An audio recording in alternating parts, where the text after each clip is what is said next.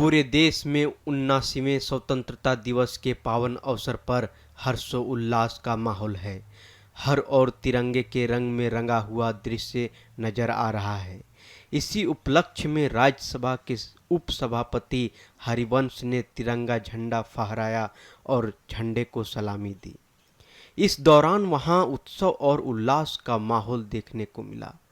ध्वजारोहण कार्यक्रम के बाद उन्होंने मीडिया से बातचीत की, जिसमें उन्होंने प्रधानमंत्री द्वारा लाल किले की प्राचीर से दिए गए संबोधन का उल्लेख किया।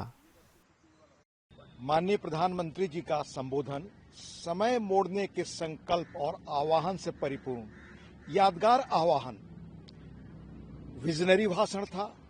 देश की सुरक्षा, समृद्धि, राष्ट्रीय स्वाभिमान, आत्मनिर्भरता, गौरवपूर्ण विरासत समेत मुल्क के हर अंदरूनी बाहरी चुनौतियों के संदर्भ में साहसिक संकल्प की प्रेरक अभिव्यक्ति और प्रेरक बातें उनके आज के भाषण में सारी चीजें मौजूद थी। समाज और मुल्क के हर तबके वर्ग का देश के राष्ट्र निर्माण में योगदान और देश उनके लिए क्या कर रहा उसके भी तथ्यों का उल्लेख, यानी अतीत के गौरव का यशोगान था, तो साथ ही मौजूदा भारत की शानदार उपलब्धियों का विवरण भी था।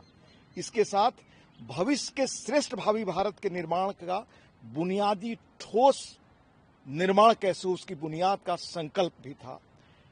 उनकी कई महत्वपूर्ण बातें थी, जिसमें से एक, सरकार कागजों में नहीं, हर नागरिक के जीवन में हो, उसके परिवर्तन, उसके जीवन के परिवर्तन में सरकार दिखाई दे।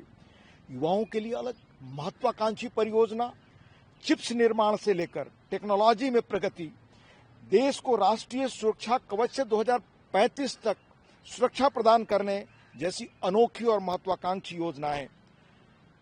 अगर आप कहें तो सार में मैं कहना चाहूंगा कि देश को उन्होंने आह्वान किया कि पुरानी पीढ़ी ने अगर देश को गुलामी से मुक्ति में खुद को आहूत किया, खुद आत्मोत्सर्ग कर दिया, तो हमारी पीढ़ी देश बनाने में खुद को खपा दे। यह संकल्प था माननीय प्रधानमंत्री जी के भाषण का, जिसका मूल मर्म था। और बहुत अच्छी तरह से उन्होंने इसकी व्याख्या भी की। पराधीन सुख सपने नहीं, यानी समृद्ध क्यों बनना है? जब तक आप आर्थिक रूप से समृद्ध नहीं रहेंगे, आपका स्वाभिमान, आपकी गैरत और आपका जो स्वर्णिम अतीत रहा है, उसको आप सुरक्षित नहीं रख पाएंगे।